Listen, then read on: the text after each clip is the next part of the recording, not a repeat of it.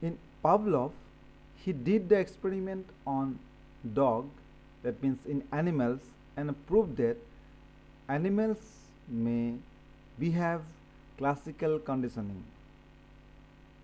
But the question is whether the same classical conditioning is applied in case of human being. In a human experiment, which is very famous experiment in psychology, Watson and Rayner showed that yes, it happens. Human being also responds to some conditioning situations. In psychology, it is known as Little Albert experiment. Little Albert was a 9-month-old infant who was tested on his reactions to various neutral stimuli throughout his some early years of life. Little Albert experiment demonstrated that classical conditioning, the association of a particular stimulus or behavior with an unrelated stimulus or behavior, works in human being too.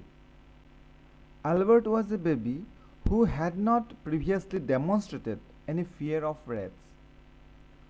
When Albert was 11 months old, he was 11 months old, John Watson placed a rat on the table in front of Albert. What Albert did? He showed some kind of curiosity, and there was no sign of fear at all. What Watson did then? He started making loud sound by hitting a hammer on a hard surface. This loud sound disturbed Albert, and he started crying and avoiding this situation. In the next stage, what Watson did, he started making loud sound. At the same time, he presented the rat to Albert. So sound and rat, these together, were presented to Albert. What do you expect? Albert has no change of behavior. He cried and also expressed to avoid the situation, tried to avoid the situation. Later, only the rat was presented. Hammer was off. When only the rat was presented to Albert, without the sound, without the noisy sound, still he showed some kind of fear. Even though he expressed to avoid the situation, he expressed his behavior to avoid the situation. This is what called conditioning. You can remember in the first case he showed some curiosity. Curiosity was there for the rat. But at the end of the experiment, he started crying, seeing the rat, and tried to avoid it. Why it is so? Because he was conditioned with the hammer and the rat. He thought that when he visualized the rat, there might be a sound very disturbing to him. So this is what called the classical conditioning. It means in case of human being, classical conditioning takes place. Albert's experiment is very much popular in medical science, especially psychology. However, this experiment got a challenge from different corners due to its some of the ethical questions. Ethical procedure it did not follow. For example, in first case, this experiment was conducted without the knowledge or consent of Albert's parents. When some experiment is conducted, there must be a consent from their parents, specifically when it is a small, the subject is a very small children. Second is creating a fear response is an example of psychological harm. Obviously, if one creates a fear situation expecting that the subject will respond with some fear, this is a psychological harm to the subject. Subject means on which the experiment is being conducted. And finally, what is most important is that Watson and Rayner did not desensitize Albert to his fear of rats. They should have, because they have sensitized Albert that when there is a rat, there is some kind of noisy sound, and Albert got frightened.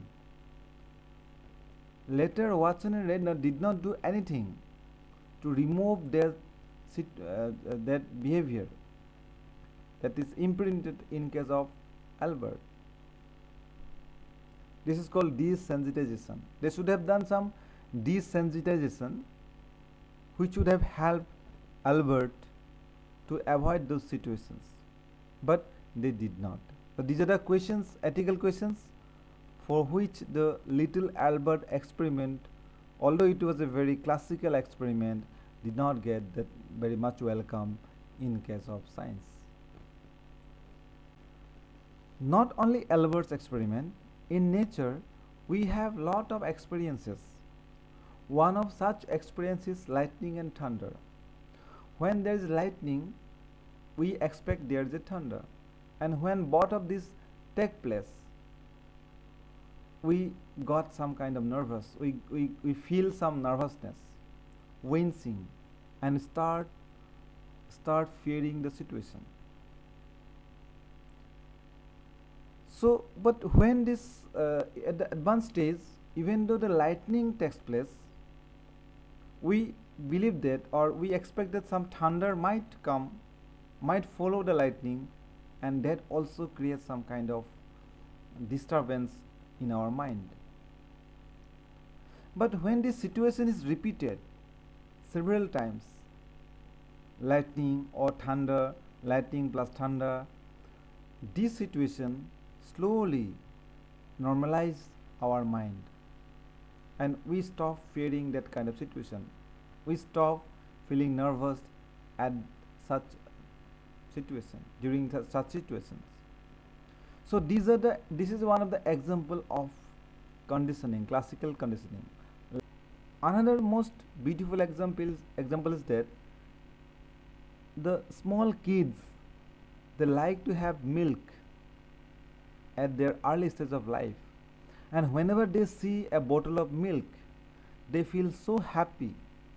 You can see in the picture, the baby is very happy to see the bottle of milk.